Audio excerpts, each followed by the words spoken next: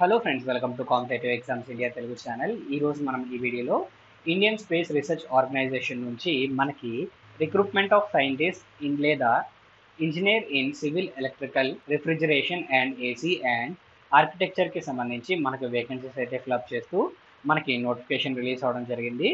ఈ నోటిఫికేషన్ సంబంధించి complete details అనేవి మనము అఫీషియల్ నోటిఫికేషన్ ద్వారా తెలుసుకుందాం రండి.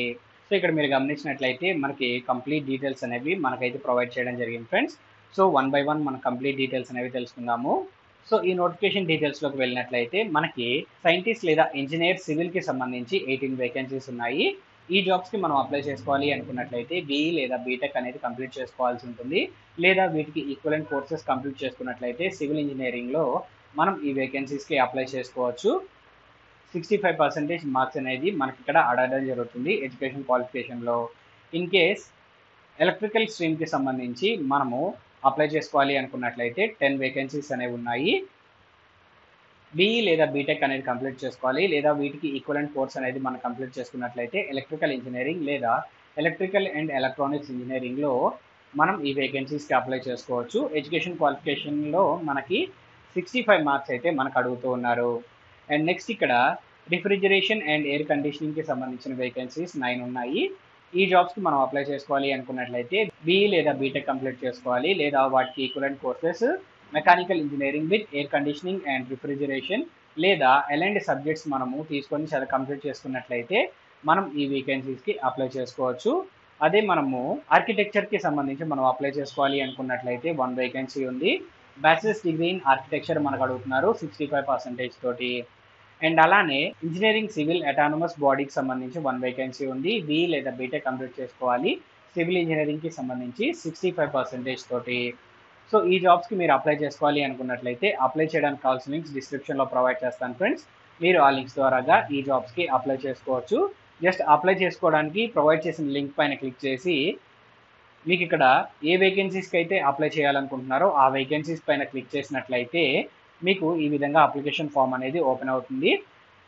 అప్లికేషన్ ఫామ్ అనేది ఫిలప్ చేసి నెక్స్ట్ స్టెప్కి మనం వెళ్ళినట్లయితే ఫర్దర్ ప్రొసీడింగ్స్ ద్వారాగా మనకైతే అప్లికేషన్ అనేది సబ్మిట్ అవుతుంది. అండ్ రిమైనింగ్ డీటెయిల్స్ మనము 1 by 1 ఒకసారి చూద్దాం ఫ్రెండ్స్. సో ఏజ్ లిమిట్కి సంబంధించిన డీటెయిల్స్ చూసినట్లయితే మ్యాక్సిమం ఏజ్ 28 ఇయర్స్, ఓబీసీ క్యాండిడేట్స్కి మ్యాక్సిమం ఏజ్ 31 ఇయర్స్, అండ్ అలానే ఎస్సీ ఎస్టీ క్యాండిడేట్స్కి maximum age 33 years. And next మనం మూవ్ ఆన్ అయినట్లయితే హౌ టు అప్లై అనే సెక్షన్ ఫ్రెండ్స్. సో ఈ జాబ్స్కి మనము ఆన్లైన్ మోడ్లోనే అప్లై చేసుకోవాల్సి ఉంటుంది.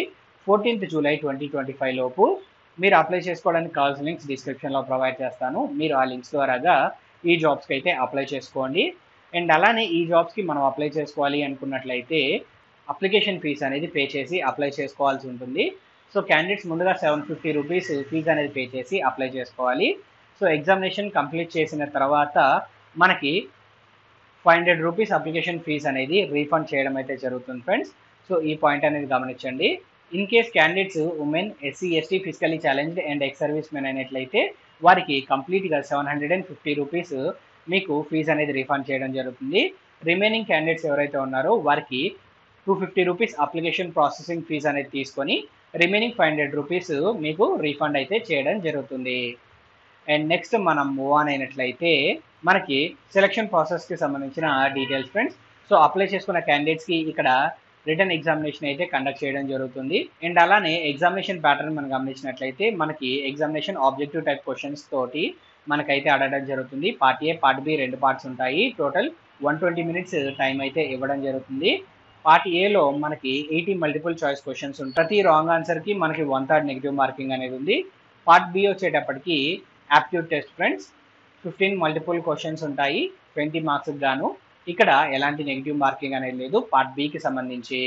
సో ఈ ఎగ్జామినేషన్ క్వాలిఫై అయిన క్యాండిడేట్స్ ఎవరైతే ఉన్నారో వారికి ఇంటర్వ్యూ అనేది తీసుకోవడం జరుగుతుంది. సో ఇంటర్వ్యూలో కూడా క్వాలిఫై అయిన క్యాండిడేట్స్ ఎవరైతే ఉంటారో వారికి మెరిట్ లిస్ట్ ప్రకారంగా ఫైనల్ అలాట్మెంట్ అయితే ఇవ్వడం జరుగుతుంది. అండ్ నెక్స్ట్ మనం మూవ్ ఆన్ అయినట్లయితే మనకి end of the notification friends.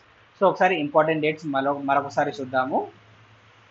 Application starting date 24th of June 2025 and last date వచ్చేటప్పటికి 14th of July 2025. సో ఈ నోటిఫికేషన్ సంబంధించి కంప్లీట్ డీటెయిల్స్ అనేవి మీకు అందాయని ఆశిస్తున్నాను ఫ్రెండ్స్. ఈ వీడియో కనుక మీకు నచ్చినట్లయితే please like, share and subscribe to our channel. Thank you.